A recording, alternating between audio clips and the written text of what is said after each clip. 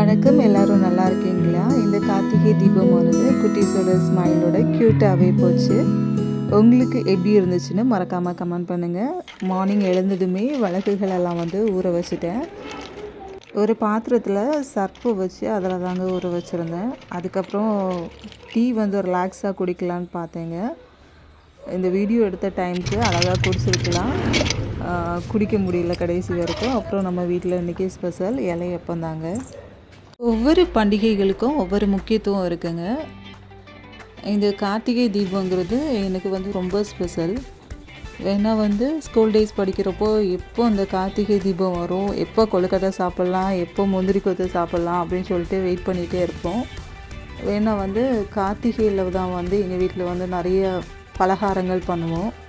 அம்மா முந்திரி கொத்துக்கு எல்லாமே ரெடி பண்ணி கொடுத்துருவாங்க. அதுக்கப்புறம் அதை பால் மாதிரி நான் என்னோடய தம்பி எல்லோரும் சேர்ந்து உருட்டுவோம். அப்படி உருட்டுறப்பவே நான் தாங்க அதிகமாக சாப்பிட்றது. அவனுங்க அழகாக உருட்டி தான் வைப்பாங்க. நான் கிடைக்கிற உருண்டைகள் எல்லாம் எடுத்து சாப்பிட்டுட்டே இருப்பேன். அப்புறம் அம்மாவும் சொல்லுவாங்க, பொரிச்சு சாப்பிட்டா தான் நல்லாயிருக்கும், கொஞ்சம் வை அப்படின்னு சொல்லிட்டு. அந்த க்யூட் மெமரிஸ் எல்லாம் மறக்க முடியாத ஞாபகங்கள். எங்கள் ஏரியாலையுமே இந்த ஃபங்க்ஷன் தாங்க ரொம்ப கிராண்டாக செலிப்ரேட் பண்ணுவோம். வேணால் கண்டிப்பாக எல்லார் வீட்லேயுமே ஏதாவது கொழுக்கட்டை, முந்திரி கொத்து இந்த மாதிரி ஸ்நாக்ஸ் ஏதாவது ரெடி பண்ணுவோம்.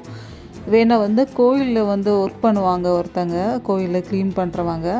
அவங்க என்ன பண்ணுவாங்கன்னா, அடுத்த நாள் காலையில் இந்த கொழுக்கட்டை இதெல்லாம் ஒவ்வொரு வீட்லேயும் கலெக்ட் பண்ணுவாங்க. ஸோ அவங்களுக்கு கொடுக்குறதுக்காகவே எல்லார் வீட்லேயும் இந்த கொழுக்கட்டை, முந்திரி கொத்து, அச்சு முறுக்கு, பலகாரம் அப்படின்னு சொல்லிட்டு ஏதாவது ரெடி பண்ணுவோம். எப்படி இருந்தாலும் எங்கள் வீட்டில் ஏதாவது ஒரு ஸ்நாக்ஸ் ரெடி பண்ணி கொடுத்துருவாங்க. அது ஒரு பக்கெட் நிறைய நிறச்சி வச்சுருப்போம். நிறச்சி வச்சுட்டு டெய்லி ஸ்கூல் முடிச்சுட்டு வந்ததுக்கப்புறம் 1-2 எடுத்து சாப்பிடுவோம். ஆனால் இந்த கார்த்திகை திருநாள் எதுக்கு கொண்டாடுறாங்க அப்படின்னு சொல்லிட்டு அப்போ தெரியாது. இப்போவுமே நிறைய பேருக்கு தெரியாது. அதனால் இந்த வீடியோவில் கார்த்திகை தீபம் எதுக்கு கொண்டாடுறோம் அப்படின்னு சொல்லிட்டு ஒரு சின்ன எக்ஸ்ப்ளனேஷன் கொடுக்குறேன். இந்த வீடியோ பார்க்குற யாருக்காச்சும் இது யூஸ்ஃபுல்லாக இருக்கலாம்.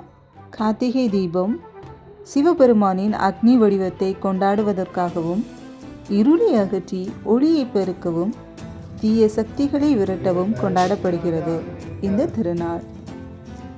கார்த்திகை மாதத்தில் வரும் கிருத்திகை நட்சத்திரத்தன்று திருமால் மற்றும் பிரம்மனுக்கு சிவன் அக்னி வடிவமாக காட்சி தந்ததை நினைவு கூறும் வகையில் திருக்கார்த்திகை கொண்டாடப்படுகிறது.